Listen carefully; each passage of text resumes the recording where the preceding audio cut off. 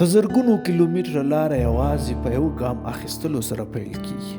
که تاسو خفه یا افسرده یاست نو تاسو په تیر وخت کې ژوند کوئ. که تاسو اندېښمن یاست تاسو په راتلونکي کې ژوند کوئ.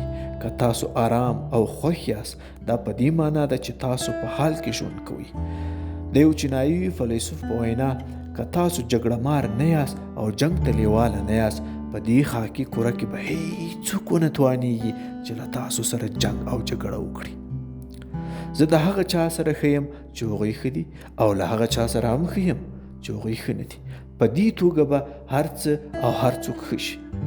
زه له هغه چا سره صمیمي یم چې هغوی صمیمي دي او له هغه چا سره هم صمیمي یم چې هغوی صمیمي نه دي. په دې توګه به هر څه او هر څوک صمیمي شي. په نړۍ کې تر ټولو نرم شیان په نرمۍ سره په سختو شیانو بریالي کیږي او د هغه له هودې څخه وتلی شي.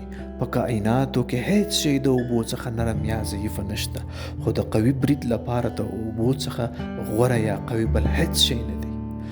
کله چې تاسو هغه څه پرېږدئ چې تاسو یاست، تاسو به هغه څه شئ چې تاسو یې کولی شئ او غواړئ یې.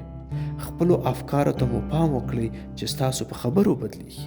خپلو خبرو ته مو پام وکړئ چې ستاسو په کړنو بدلیږي. خپلو کړنو ته مو پام وکړئ چې ستاسو په عاداتو بدلیږي. خپلو عاداتو ته مو پام وکړئ چې ستاسو شخصیت جوړوي. خپل شخصیت ته مو پام وکړئ چې ستاسو په برخلیک بدلیږي. پوهه یو خزانه ده او تمرین یې کلي ده.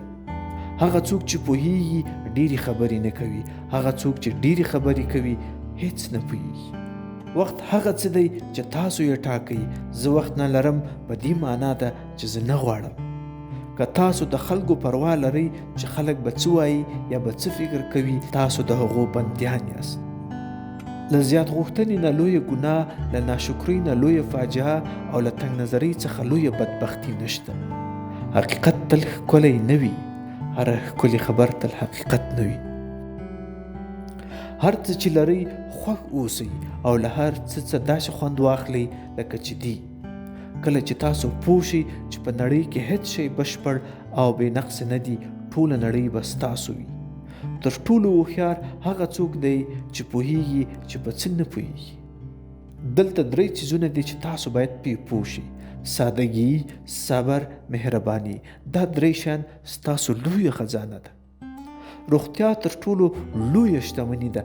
قناعت تر ټولو لویه خزانه ده او باور تر ټولو ښه ملګری دی. بریا د ناکامي په څیر خطرناکه ده او امید د ویر په څیر خالی دی. رښتینی مالدار هغه دی چې په خپل تقدیر راضي وي. هغه څوک چې په خپل ځان باور لري د نورو د قانع کولو هڅه نه کوي. هغه څوک چې له ځانه څخه راضي وي د نورو تایید ته اړتیا نه لري. که څوک خپل ځان ومني نو ټوله نړۍ به یې ومني. که له مرګه نه ویریږئ هیڅ شی مو د بریا مخه نشي نیولی. ځینې وختونه تاسې باید د بریا لپاره سر ټیټ کړئ او ځینې وختونه په بد ځای کې پاتې کېدل به تاسو بریا ته رسوي.